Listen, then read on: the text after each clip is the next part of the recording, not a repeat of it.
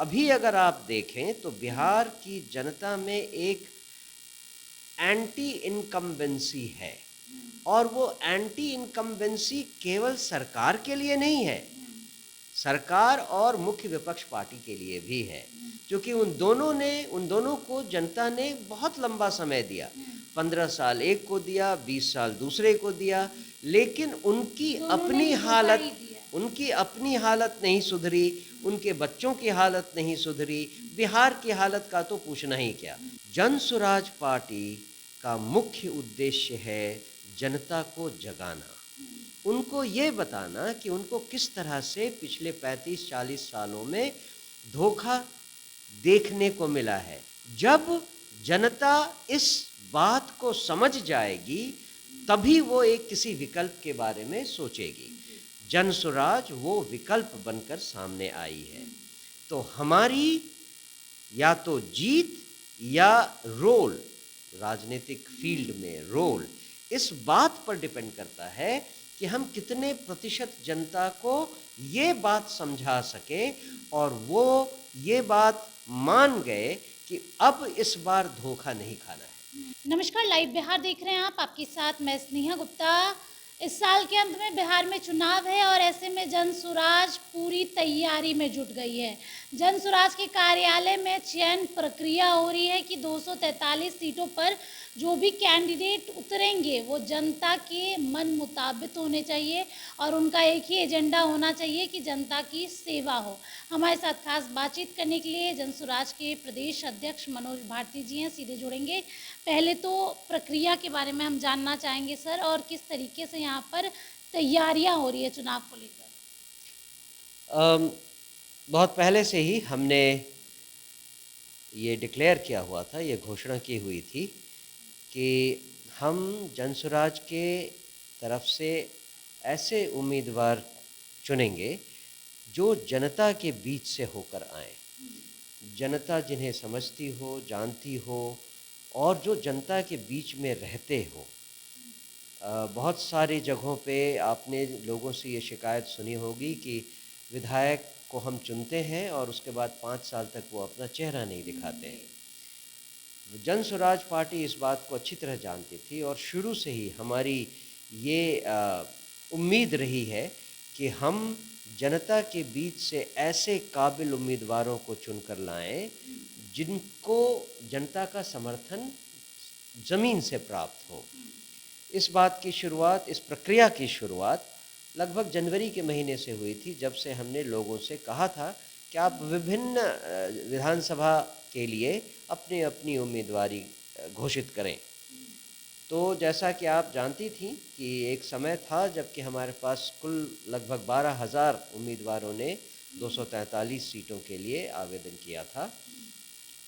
उस संख्या को प्रून करते करते जो अब हमारे पास नंबर निकल कर आया है वो लगभग हर विधानसभा क्षेत्र से 7 से 10 के बीच में कैंडिडेट हैं। मनोज भारती जी, विपक्ष और सत्ता पक्ष दोनों ही आप लोगों की पार्टी के बारे में ये कह रही थी कि पहले से तो 243 सीटों पर कैंडिडेट ही मिलना मुश्किल है और ऐसे कैंडिडेट जो राजद जैसी और एक तरफ जहां बीजेपी है, जेडीयू है, उनके दावेदार उतरेंगे।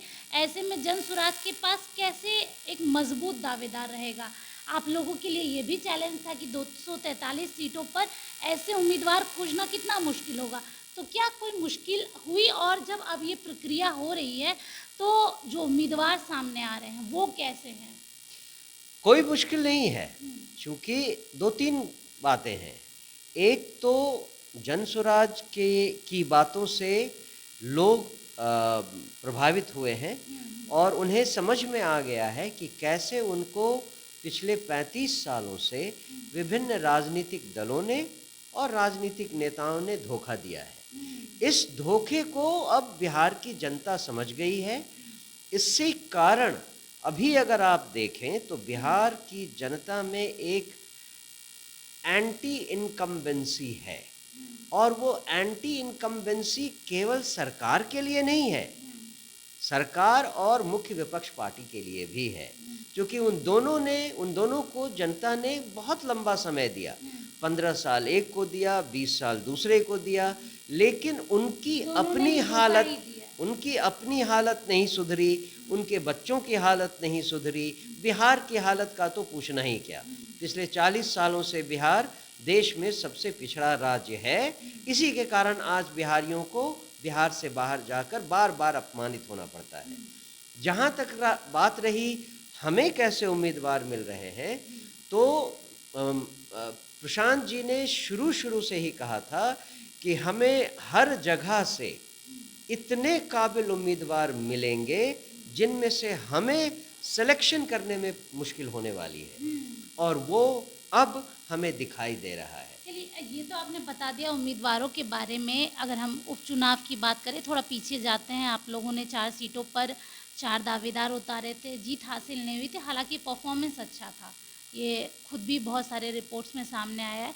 और आप लोगों पे इल्ज़ाम लगता आया है कि आप लोग वोट कटुआ पार्टी ना बन जाए, वोट ना काटे। फिर भी कितनी उम्मीद है? 243 सीटों में कितनी उम्मीद है जो जन सुराज के खाते में इतनी सीटें आ जाएंगी मिनिमम? आपने दो बातें कही। एक तो ये कि क्या आप वोट कटुआ पार्टी रहेंगे, दूसरी आपको कितनी सीट मिलेगी। इन दोनों का ही उत्तर एक ही है। जन सुराज पार्टी का मुख्य उद्देश्य है जनता को जगाना, उनको ये बताना कि उनको किस तरह से पिछले 35-40 सालों में धोखा देखने को मिला है। उनकी ज़िंदगी उस धोखे से बदतर होती चली गई है। जब जनता इस बात को समझ जाएगी तभी वो एक किसी विकल्प के बारे में सोचेगी। जन सुराज वो विकल्प बनकर सामने आई है। तो हमारी या तो जीत या रोल, राजनीतिक फील्ड में रोल, इस बात पर डिपेंड करता है कि हम कितने प्रतिशत जनता को ये बात समझा सके और वो ये बात मान गए कि अब इस बार धोखा नहीं खाना है। इस बार अगर धोखा नहीं खाना है तो स्कूल के बस्ते पर ही वोट मिलना चाहिए, यही उनको समझना है। तो आज अभी जो स्थिति है परसेंटेज वाइज, वो कल नहीं होने वाली है, 3 महीने बाद तो बिल्कुल नहीं होने वाली है।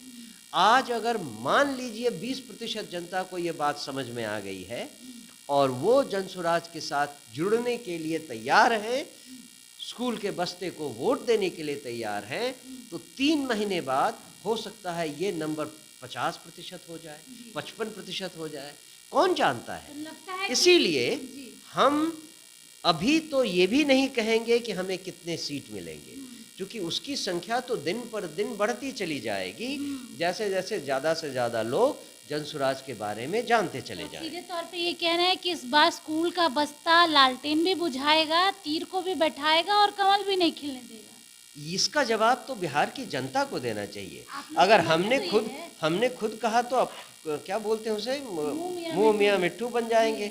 हम खुद क्यों कहें, आप जनता से पूछिए और वो आपको बताएंगे। लेकिन हर मीटिंग में हमारे पास जो फीडबैक मिल रही है वो यही है कि जनसुराज की लहर आ गई है।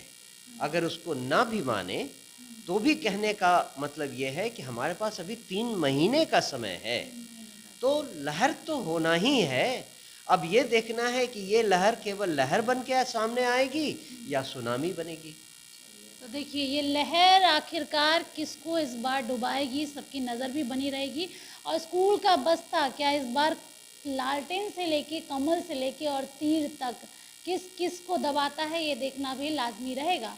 आप बने रहिए हमारे साथ, तब तक के लिए बहुत बहुत शुक्रिया।